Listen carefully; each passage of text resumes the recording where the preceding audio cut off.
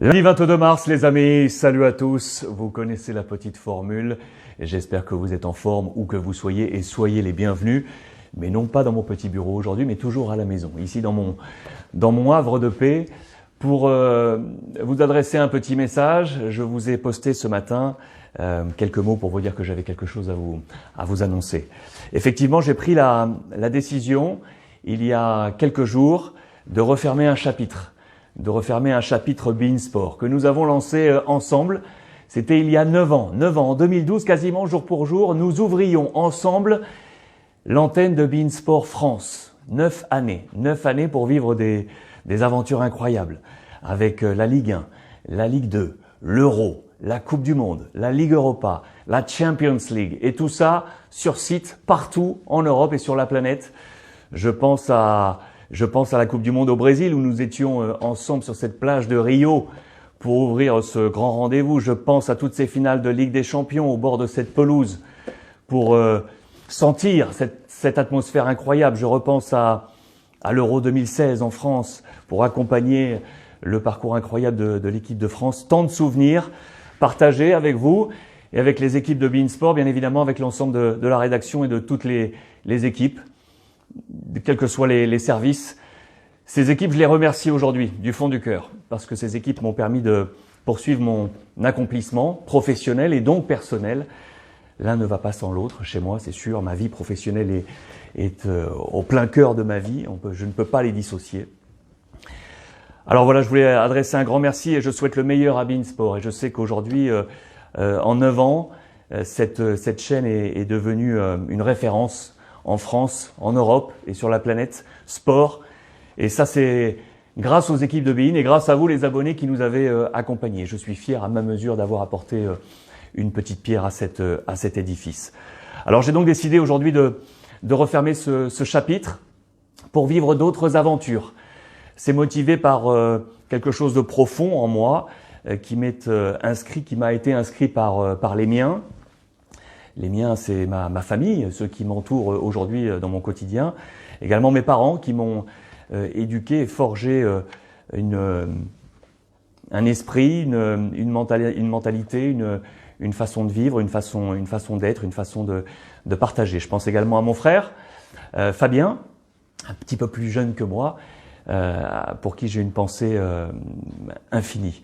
Et je voulais partager cette pensée avec vous en vous faisant part de quelque chose qui m'est très cher.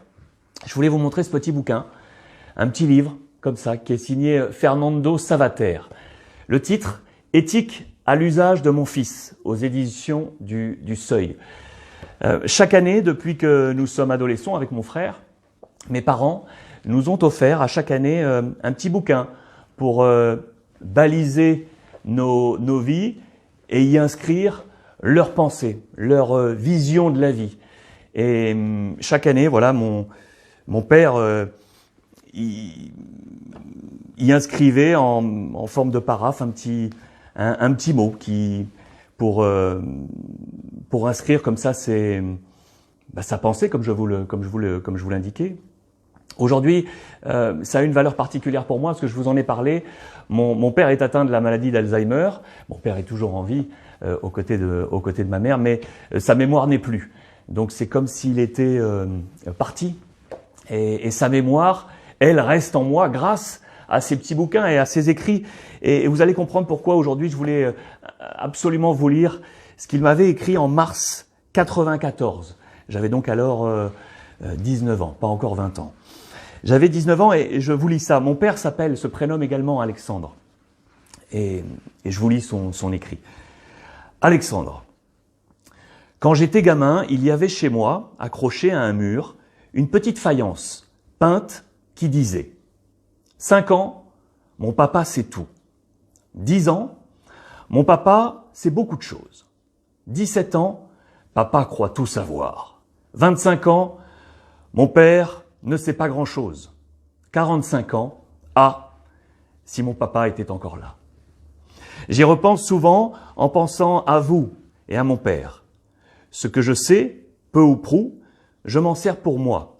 Mais je me dois aussi de m'en servir au moment où vous vous apprêtez à entrer dans la vie d'adulte responsable. L'essentiel de ce que m'a appris mon père tient en ceci, je cite. La vie vaut la peine d'être vécue pleinement.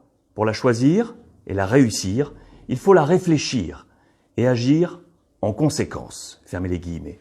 C'est cela l'éthique et c'est cela que Fernando Savater explique si bien à son fils dans ce petit essai.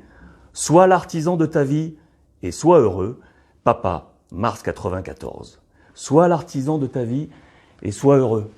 Voilà ce que me disait mon père en mars 94 et la résonance de ces mots est d'autant plus forte aujourd'hui parce que je salue sa mémoire, celle de mes parents avec ma mère qui l'accompagne aujourd'hui et parce qu'aujourd'hui j'avais besoin de nouveaux challenges de vie professionnelle et de vie, aujourd'hui à 45 ans, envie de passer un chapitre, d'en ouvrir un nouveau et d'aller à l'aventure pour trouver la suite de cet accomplissement professionnel. Voilà pourquoi j'ai donc aujourd'hui choisi de refermer ce chapitre Be In Sport que je salue une nouvelle fois avec toutes ces équipes.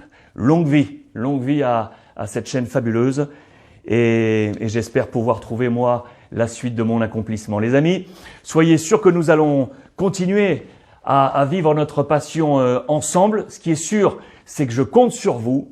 Ce qui est sûr également, c'est que vous pouvez et que vous pourrez compter sur moi. Soyons l'artisan de nos vies, les amis, et soyons heureux.